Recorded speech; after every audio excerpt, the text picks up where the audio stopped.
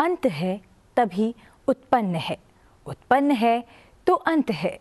कुछ खो देने से जीवन चक्र नहीं रुकता। क्या पता एक नया सवेरा आपका इंतजार कर रहा हो। सुप्रभात, मैं हूं आपके साथ शालिनी खंडेलवाल। सबसे पहले नजर मुख्य गतिविधियों पर। अनुच्छेद 370 के निरस्त होने के बाद प्रधानमंत्री नरेंद्र मोदी की आज जम्मू कश्मीर की पहली यात्रा। श्रीनगर में विकसित भारत विकसित जम्मू कश्मीर कार्यक्रम में लेंगे भाग। कृषि अर्थव्यवस्था को प्रोत्साहन देने के लिए लगभग 5,000 करोड़ रुपए के कार्यक्रम करेंगे राष्ट्र को समर्पित। 1,400 करोड़ रुपए से अधिक राशि की 52 पर्यटन क्षेत्र की परियोजनाओं को करेंगे लॉन्च। प्रधानमंत्री नरेंद्र मोदी ने कोलकाता में भारत की पहली अंडर वाटर मेट्रो रेल सेवा समेत 15,400 करोड़ रुपए लागत की कई कनेक्टिविटी परियोजनाओं का किया उद्घाटन और शिलान्यास। बारासात में एक महिला जनसभा को भी किया संबोधित। बिहार को भी मिली लगभग 12,800 करोड़ रुपए के कई विकास परियोजनाओं की सौगात।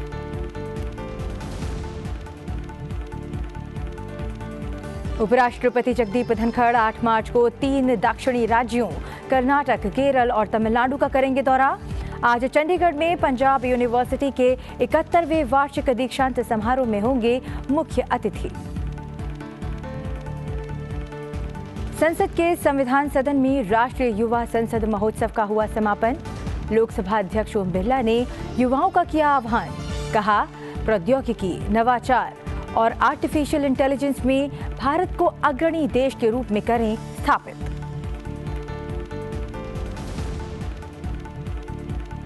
और केंद्रीय खेल मंत्री अनुराग सिंह ठाकुर ने किया बड़ा ऐलान। खेलो इंडिया पदक विजेता खिलाड़ी अब सरकारी नौकरियों के लिए होंगे पात्र। सरकारी नौकरी के इच्छुक खिलाड़ियों के लिए पात्रता मानदंड में किया गया संशोधन।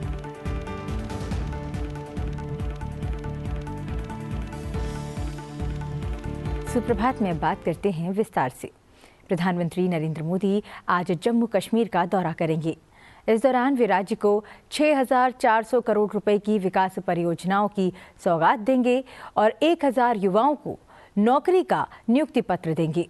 प्रधानमंत्री श्रीनगर के बख्शी स्टेडियम में जनसभा को भी संबोधित करने वाले हैं। कश्मीर में अनुच्छेद 370 हटने के बाद प्रधानमंत्री का ये पहला दौरा है। इससे पहले वर्ष 2019 में नरेंद्र मोदी प्रचार के लिए जम्मू कश्मीर गए थे।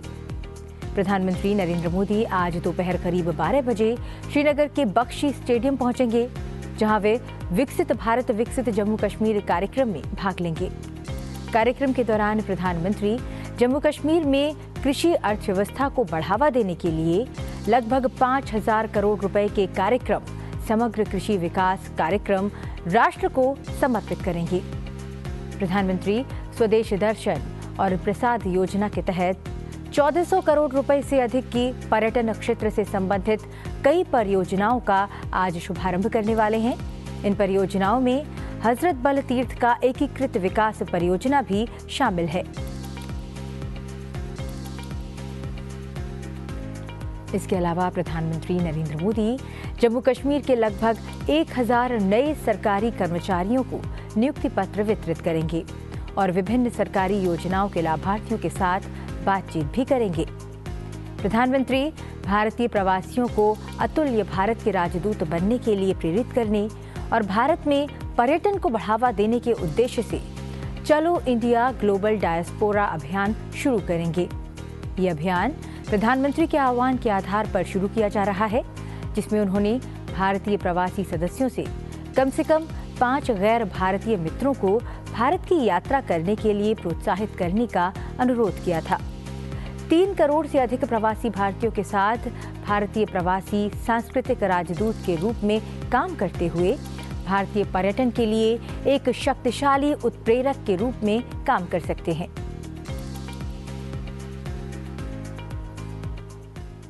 गत वर्षों में जम्मू कश्मीर के पर्यटन और जीवन में बेहतरीन बदलाव आया है और इस बदलाव की कहानी बयां करती है ये रिपोर्ट।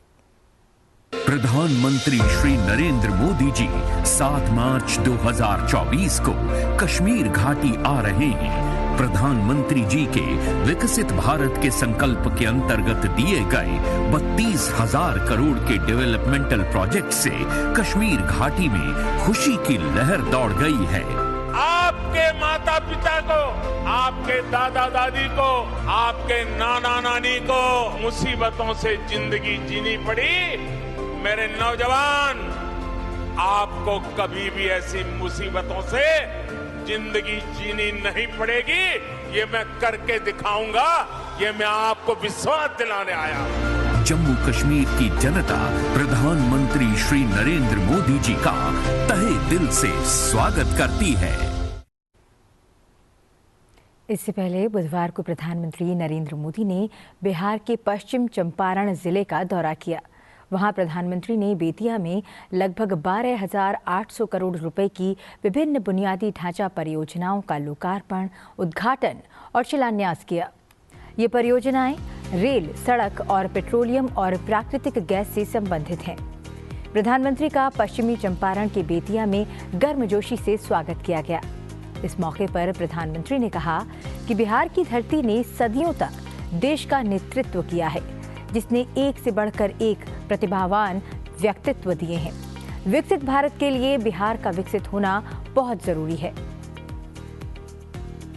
बिहार में विकास का डबल इंजन लगने के बाद विकसित बिहार से जुड़े कार्यों में और तेजी आ गई है। आज भी करीब 13,000 करोड़ रुपए की योजनाओं का उपहार बिहार को मिला है। इसमें rail, road, ethanol plant, city gas supply, LPG gas, ऐसी अनेक अहम परियोजनाएं शामिल है। विकसित बिहार के लिए हम यही तेजी पकड़नी है, इसी तेजी को बनाए रखना है। प्रधानमंत्री ने जंगल राज और परिवारवाद को लेकर आरजेडी पर निशाना साधा। उन्होंने कहा कि युवाओं का पलायन बिहार में बहुत बड़ी चुनौती रही है। जब यहाँ जंगल राज आया तब पलायन और बढ़ गया, लेकिन जंगल राज वालों ने सिर्फ परिवार की चिंता की। बिहार के मेरे नौजवान साथी दूसरे राज्यों के दूसरे शहरों में रोजी रोटी के लिए जाते रहे और यहां एक ही परिवार फलता फूलता रहा। किस तरह एक एक नौकरी के बदले जमीनों पर कब्जा किया गया। क्या कोई भी व्यक्ति सामान्य मानवी को इस प्रकार से लूटने वालों को माफ कर सकता है क्या? बिहार में जंगल राज लाने वाला परिवार बिहार के युवाओं का सबसे बड़ा गुनहगार है। जंगल राज के जिम्मेदार परिवार ने बिहार के लाखों नौजवानों से उनका भाग्य छीन लिया। ये एनडीए सरकार है जो इस जंगल राज से बिहार को बचाकर इतना आगे लाई है। प्रधानमंत्री नरेंद्र मोदी ने कहा कि आज एक तरफ नया भारत बन रहा है और दूसरी तरफ आरजेडी, कांग्रेस और इंडी गठबंधन अभी भी 20वीं सदी की दुनिया में जी रहे हैं। एनडीए सरकार कह रही है कि हम घर को सूर्य घर बनाना चाहते हैं, लेकिन इंडी गठबंधन अभी भी लालटेन की लौ के भरोसे है। एनडीए की सरकार कह रही है कि हम हर घर को सूर्य घर बनाना चाहते हैं। हम चाहते हैं कि हर घर की छत पर सोलर प्लांट हो, उससे वो घर भी कमाएं और उसे बिजली भी मुफ्त मिले। लेकिन इंडी गठबंधन अभी भी लालटेन की लौ के ही भरोसे जी रही है।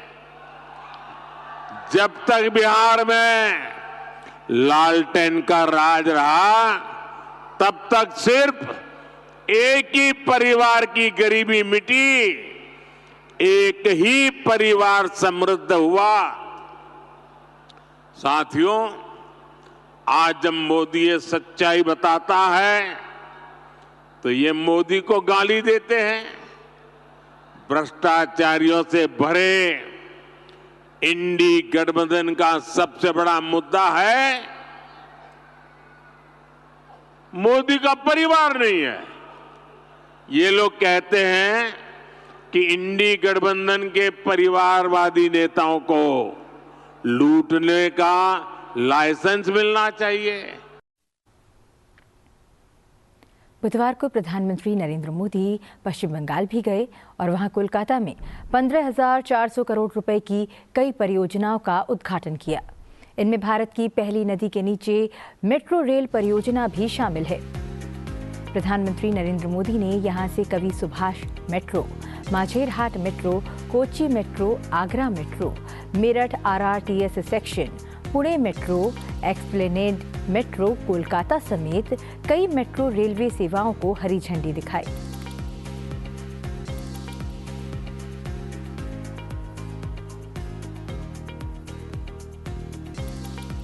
कोलकाता के एक्सप्लेनेड मेट्रो स्टेशन पर प्रधानमंत्री नरेंद्र मोदी को देखने के लिए लोगों की भीड़ उमड़ पड़ी। इस दौरान प्रधानमंत्री ने उनका अभिवादन किया। प्रधानमंत्री ने कोलकाता में राज्य बीजेपी अध्यक्ष सुकांत मजूमदार और राज्य विधानसभा में विपक्ष के नेता और बीजेपी विधायक सुवेंदु अधिकारी के साथ भारत की पहली अंडर वाटर मेट्रो ट्रेन में यात्रा करते हुए मेट्रो कर्मचारियों के साथ बातचीत की।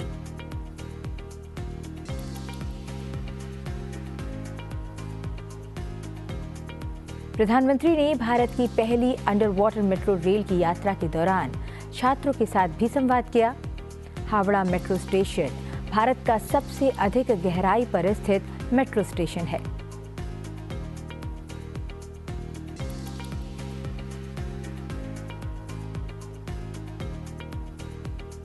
नई मेट्रो लाइन को हावड़ा मैदान एक्सप्लेनेड खंड के नाम से जाना जाएगा। ये नदी के नीचे देश की पहली परिवहन सुरंग है। ये सुरंग कोलकाता और हावड़ा शहरों के बीच बह रही हुगली नदी के नीचे बनाई गई है। हावड़ा मेट्रो स्टेशन नई लाइन का हिस्सा है, जो भारत का सबसे गहरा मेट्रो स्टेशन है।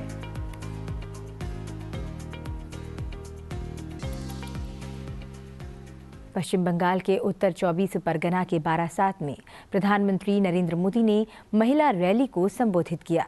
इस मौके पर उन्होंने कहा कि विशाल कार्यक्रम इस बात का साक्षी है कि बीजेपी कैसे नारी शक्ति को विकसित भारत की शक्ति बना रहा है।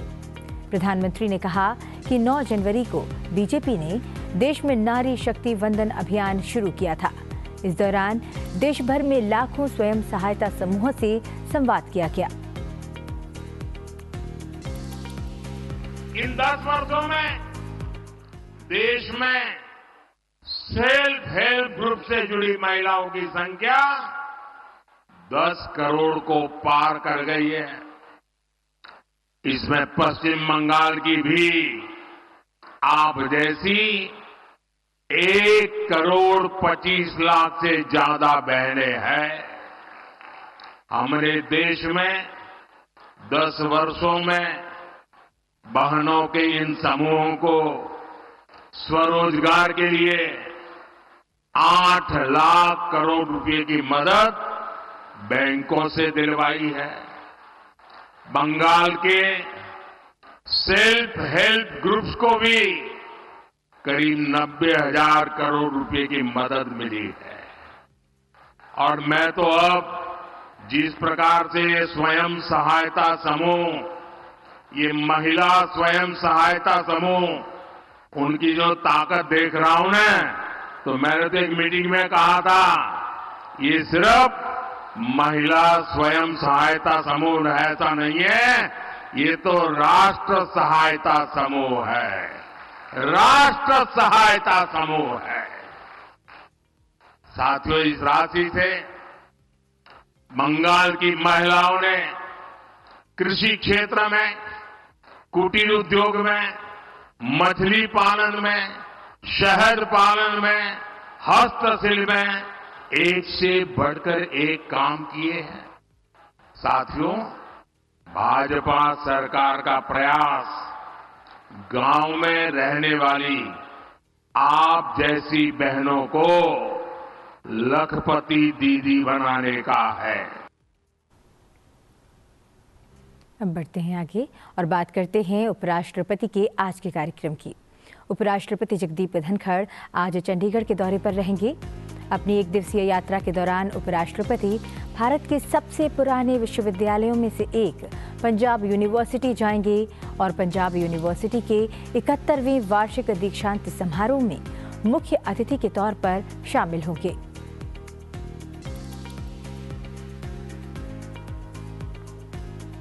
इसके बाद कल 8 मार्च को उपराष्ट्रपति जगदीप धनखड़ का 3 राज्यों का दौरा करने का कार्यक्रम है। उपराष्ट्रपति कर्नाटक, केरल और तमिलनाडु का दौरा करेंगे। इस एक दिवसीय यात्रा के दौरान उपराष्ट्रपति बेंगलुरु में इसरो उपग्रह एकीकरण और परीक्षण प्रतिष्ठान यानी ISITE का दौरा करेंगे और इसरो के वैज्ञानिकों के साथ बातचीत करेंगे। उपराष्ट्रपति केरल के तिरुवनंतपुरम में राजानका पुरस्कार समारोह में मुख्य अतिथि के तौर पर शामिल होंगे। वे महाशिवरात्रि पर्व पर तमिलनाडु के कोयम्बटूर में ईशा योग केंद्र में आयोजित समारोह में भी भाग लेने वाले हैं।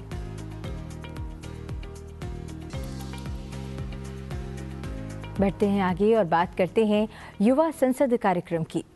लोकसभा अध्यक्ष ओम बिरला संसद परिसर स्थित संविधान सदन में केंद्रीय युवा मामले और खेल मंत्रालय की तरफ से आयोजित राष्ट्रीय युवा संसद महोत्सव में शामिल हुए।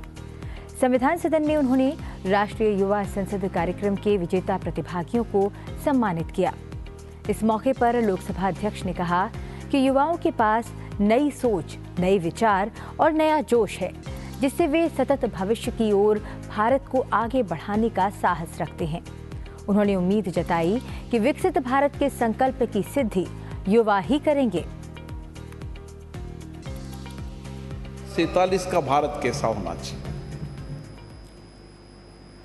और उस रोड मैप में उस विकसित भारत बनाने में सबसे बड़ा योगदान है तो हमारे देश के नौजवानों का, जिनका भारतीय चिंतन, सोच, इनोवेशन करने की क्षमता, अद्भुत कार्य करने की क्षमता, वैचारिक दृष्टिकोण, नए सोचने का चिंतन निश्चित रूप से आप सबके प्रयासों से हम विकसित भारत भी बनाएंगे और दुनिया के अंदर भारत एक मार्गदर्शन की भूमिका निभाएगा। और इसीलिए आपने देखा होगा G20 के सम्मेलन के अंदर भारत ने नया दृष्टिकोण दिया, भारतीय संस्कृति विचारों का दृष्टिकोण दिया, वसुदेव कुटुंबकम का विचार दिया। आज दुनिया उस विचार पर चल रही है। हम वर्षों तक हमारी विरासत, हमारी संस्कृति इन विचारों की संस्कृति रही है और आज हम हमारे विरासत को भी साथ लेकर चल रहे हैं और विरासत को साथ लेकर हम नए आधुनिकता की ओर बढ़ रहे हैं। अपने संबोधन में लोकसभा अध्यक्ष ओम बिरला ने कहा कि भारत का युवा वर्तमान की चुनौतियों का समाधान करते हुए भविष्य के लिए नई राहें तैयार कर रहा है। इसलिए दुनिया का भारत के युवाओं पर अटूट विश्वास है। उन्होंने आशा जताई कि ये युवा अपने सामर्थ्य, नई सोच और नवाचारों से एक समावेशी समाज की रचना के वाहक सिद्ध होंगे। दुनिया के अधिकतम देश भारत में अपना इन्वेस्टमेंट कर रहे हैं। भारत की तेजी से बढ़ती अर्थव्यवस्था में योगदान दे रहे हैं और हमने हमारे सिस्टम को इस तरीके से डेवलप किया है कि दुनिया के अंदर जो कुछ भी उत्पादन होता है या सर्विस सेक्टर में वर्किंग होती है वो भारत में। और आप देखें आज कोई सेक्टर नहीं टेक्नोलॉजी का सेक्टर ले लो, डिफेंस का सेक्टर ले लो, स्पेस का सेक्टर ले लो, जमीन का सेक्टर ले लो, हर सेक्टर के अंदर एक परिवर्तन आपको नजर आएगा। डिफेंस के सेक्टर में कितना बड़ा बदलाव हमने किया। हमारी भी बेटी बोल रही थी कि किस तरीके से हमारे नौजवान एक प्रशिक्षित नौजवान होंगे, और किस तरीके से डिफेंस के सेक्टर में एक समय था कि हम 95% इंपोर्ट करते थे, आज हम एक्सपोर्ट करने की ताकत भारत की बढ़ी है और दुनिया के कई देशों के अंदर हम आज एक्सपोर्ट कर रहे हैं। लोकसभा अध्यक्ष ओम बिरला ने बुधवार को संसद भवन परिसर में सचिवालय के अधिकारियों और कर्मचारियों के लिए स्वास्थ्य जांच शिविर का उद्घाटन किया। इस स्वास्थ्य जांच शिविर का आयोजन लोकसभा कर्मचारी संघ की ओर से किया गया है। 4 दिवसीय शिविर के दौरान विभिन्न तरह की जांच सुविधाएं प्रदान की जा रही हैं।